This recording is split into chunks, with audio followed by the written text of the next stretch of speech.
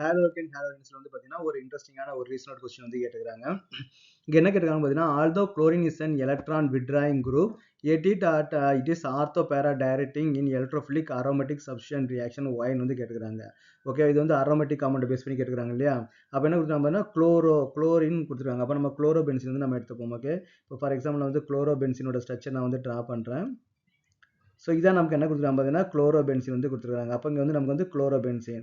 அப்போ நமக்கு இங்கே என்ன சொல்லியிருக்காங்கன்னு பார்த்தீங்கன்னா, குளோரினுக்கு வந்து பார்த்தீங்கன்னா எலக்ட்ரோ நெகட்டிவிட்டி வந்து அதிகமாக வந்து இருக்கும். அது வந்து எலக்ட்ரான் வந்து பார்த்தீங்கன்னா விட்ராயிங் குரூப், அதாவது மைனஸ் எஃபெக்ட். இது இண்டக்டிவ் எஃபெக்ட் பார்த்தீங்கன்னா மைனஸ் எஃபெக்ட். எங்கேயாவது எலக்ட்ரான்ஸ் இருந்துச்சு அப்படின்னு பார்த்தீங்கன்னா வந்து எலக்ட்ரான்ஸ் வந்து நமக்கு வந்து எடுத்துக்கும் இல்லையா?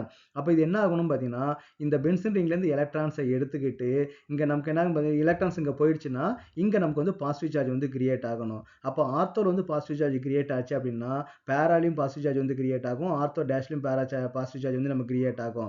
அப்போ நமக்கு இங்கே என்ன நடக்கணும், எலக்ட்ரோஃபிலிக் சப்ஸ்டிடியூஷன் ரியாக்ஷன் வந்து நமக்கு நடக்கணும் இல்லையா? அப்போ எலக்ட்ரான்ஸை லைக் பண்ணக்கூடிய ரியாக்ஷன் அங்கே நடக்கணும் அப்படின்னா இங்கே பாசிட்டிவ் சார்ஜ் வந்து இருக்கும். அப்போ ஆர்த்தோ பேரால நமக்கு வந்து ரியாக்ஷன் நடக்கவே கூடாது, மெட்டால தான் நமக்கு வந்து ரியாக்ஷன் நடக்கணுன்றதான் கொஸ்டின் வந்து கேட்டுக்கிறாங்க.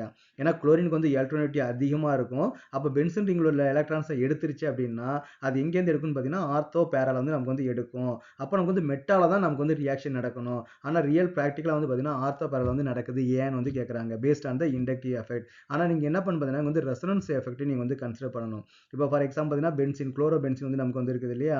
அப்போ இங்கே குளோரோ பென்சின் வந்து இருக்குது. அப்போ இங்கே எலக்ட்ரான்ஸ் வந்து எடுத்துக்கிச்சு அப்படின்னா, குளோரின் வந்து எலக்ட்ரான்ஸ் எடுத்துச்சு அப்படின்னா அந்த எலக்ட்ரானை அதனால் ஸ்டெபிலைஸ் பண்ண முடியாது. இங்கே ஆல்ரெடி பார்த்தீங்கன்னா 3 லோன் எலக்ட்ரான்ஸ் வந்து இருக்குது, 3 லோன் எலக்ட்ரான்ஸ் வந்து இருக்குது. அப்போ அந்த எலக்ட்ரான்ஸ் வந்து ஸ்டெபிலைஸ் பண்ண முடியாது. அப்போ பென்சின் ரிங்க்கும் மைனஸ் எஃபெக்ட் தான், அப்போ குளோரினுக்கும் மைனஸ் எஃபெக்ட் தான். ஆனால் குளோரினுக்கு வந்து பார்த்தீங்கன்னா ரொம்ப மோர் மைனஸ் எஃபெக்ட். அதான் எலக்ட்ரான் வந்து பார்த்தீங்கன்னா விட்ரா பண்ணக்கூடிய நேச்சர் வந்து நமக்கு வந்து அதிகமாக வந்து இருக்குது. ஆனால் நமக்கு என்ன பண்ண அதில் வாங்கி அதை வந்து ஸ்டெபிலைஸ் பண்ணி வச்சுக்க முடியாது, அதை பத்திரமா வச்சுக்க முடியாது. அப்போ நமக்கு என்ன பார்த்தீங்கன்னா பென்சின் ரிங்க்கு எலக்ட்ரோநெகட்டிவிட்டி வந்து கம்மியாக இருந்தாலும், குளோரினை கம்பேர் பண்ணும் கம்மியாக இருந்தாலும் அது ரெசனன்ஸ் எஃபெக்டால் நமக்கு என்ன பண்ண முடியும்னா உள்ளே வந்து வச்சுக்க முடியும். இப்போ நம்ம ஆல்ரெடி நம்ம என்ன பார்த்துட்டோம், குளோரினால எலக்ட்ரான்ஸ் வந்து வச்சுக்க முடியாது. ஆனால் சப்போஸ் குளோரின்லேருந்து எலக்ட்ரான்ஸ் வந்து உள்ள பென்சின் ரிங் உள்ள போகுதுன்னு வச்சுங்களேன், அப்போ குளோரின் வந்து பென்சின் ரிங் வந்து உள்ளே போகும்போது அப்போ நமக்கு என்ன ஆயிடுது, இங்கே எலக்ட்ரான் டென்சிட்டி வந்து நமக்கு வந்து அதிகமாயிடுது இல்லையா? அப்போ இங்கேயும் எலக்ட்ரான் டென்சிட்டி, இங்கேயும் எலக்ட்ரான் டென்சிட்டி. அப்போ பை பாண்டுன்றது என்ன பார்த்தீங்கன்னா எலக்ட்ரான் கிளவுட் தான். அப்போ நமக்கு இங்கே எப்படி இருக்குன்னு பார்த்தீங்கன்னா, இங்கே வந்து ஒரு பாண்ட் இருக்குது, இங்கே நமக்கு வந்து ஒரு பாண்ட் இருக்குது, இங்கே நமக்கு வந்து ஆல்ரெடி டபுள் பாண்ட் வந்து இருக்குது. அப்போ இங்கேயும் நமக்கு வந்து புதுசாக டபுள் பாண்ட் ஃபார்ம் ஆகும்போது இந்த எலக்ட்ரானுக்கு அந்த எலக்ட்ரானுக்கு ரிப்பல்ஷன் வந்து வரும். அப்போ நமக்கு என்ன ஆகும் பார்த்தீங்கன்னா பை பாண்ட் வந்து ஒரு ஓரமாக வந்து ஒதுங்கிடும். அப்போ டியூ டு த ரிப்பல்ஷனால் நமக்கு என்ன ஆகும் பார்த்தீங்கன்னா இங்கே டபுள் பாண்ட் ஃபார்ம் ஆகும்போது இந்த எலக்ட்ரான்ஸ் எல்லாம் கார்பன் பக்கம் ஒரு ஓரமாக வந்து நமக்கு வந்து ஒதுங்கிடும். அப்போ ஒதுங்கும்போது நமக்கு இந்த மாலிகுல் வந்து எப்படி ஃபார்ம் ஆகும்னு பார்த்தீங்கன்னா, இதுக்கு பேர் ரெசனன்ஸ் ஸ்ட்ரக்சர்னு சொல்லுவாங்க. இது வந்து ரொம்ப ரொம்ப வெரி இம்பார்ட்டன்ட், ஆனால் ரொம்ப ஈஸி. நீங்கள் அண்டர்ஸ்டாண்ட் பண்ணிக்கிட்டா ரொம்ப ஈஸி. அப்போ குளோரின் வந்து எலக்ட்ரான்ஸை கொடுத்ததுனால இங்கே நமக்கு என்ன ஆயிடுச்சு, டபுள் பாண்ட் சிஎல் வந்து ஃபார்ம் ஆயிடுச்சு. இங்கே நமக்கு வந்து பாசிட்டிவ் சார்ஜ் வந்து நமக்கு கிரியேட் ஆயிடுச்சு. அப்போ அந்த எலக்ட்ரான்ஸ் எல்லாம் இப்படி ஓரமாக ஒதுங்கினதுனால இங்கே மைனஸ் சார்ஜ் வந்து கிரியேட் ஆயிடுச்சு. இங்கே டபுள் பாண்ட், இங்கே டபுள் பாண்ட் வந்து நமக்கு வந்து ஃபார்ம் ஆயிருக்குது. ஆனால் கார்பனுக்கு இங்கே மைனஸ் சார்ஜ் எது மேலே இருக்குது, கார்பன் மேலே வந்து இருக்குது.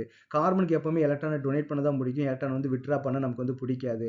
அப்போ அந்த எலக்ட்ரான்ஸ் எல்லாம் நமக்கு எங்க ஆகும்னு பார்த்தீங்கன்னா பக்கத்து கார்பனுக்கு வந்து ஷேர் பண்ணும். அப்போ அது 2 கார்பனுக்கு வந்து பார்த்தீங்கன்னா இங்கே ஷேர் பண்ண வரும். அப்போ இங்கே எலக்ட்ரான் டென்சிட்டி அதிகமாகும் போது இங்கே நமக்கு என்னன்னு பார்த்தீங்கன்னா இந்த கார்பன் இப்படி ஒரு ஓரமாக ஒதுங்கிரும். அப்போ நமக்கு வந்து எப்படி நமக்கு வந்து ஸ்ட்ரக்சர் வந்து நமக்கு வந்து மாறுது, இதை பார்த்து அப்படியே எழுதுங்க. இங்கே குளோரின் மேலே நமக்கு என்ன இருக்கும், பாசிட்டிவ் சார்ஜ் வந்து நமக்கு வந்து இருக்கும்.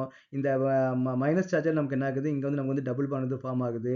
இங்கே நமக்கு என்ன மைனஸ் சார்ஜ் வந்து நமக்கு வந்து கிரியேட் ஆகும். இந்த பாண்ட் நமக்கு அப்படியே இருக்கும். நெக்ஸ்ட் நம்ம என்ன பண்ணோம், இந்த மைனஸ் சார்ஜ் வந்து இங்கே வரும்போது இந்த எலக்ட்ரான்ஸ் எல்லாம் அப்படி ஒரு ஓரமாக போய் ஒதுங்கிரும். அப்போ நமக்கு என்ன ஸ்ட்ரக்சர் கிடைக்கும்னு பார்த்தீங்கன்னா அதை பார்த்து வந்து நீங்கள் வந்து அப்படியே வந்து நீங்கள் வந்து எழுதலாம். ஓகேவா? டபுள் பாண்ட் வந்து பார்த்தீங்கன்னா சிஎல் வந்து நமக்கு வந்து ப்ளஸ்ஸாக வந்து இருக்குது.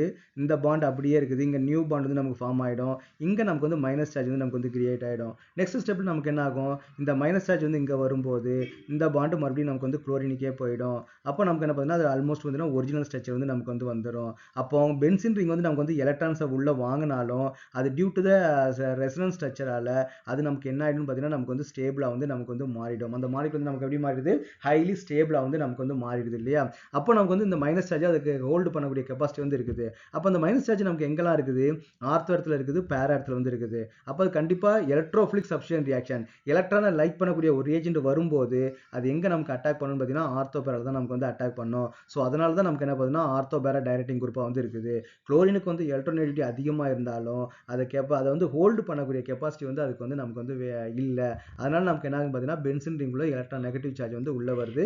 அதனால அது ஆர்த்தோ பேரா டைரக்டிங் குரூப்பாக வந்து இருக்குது.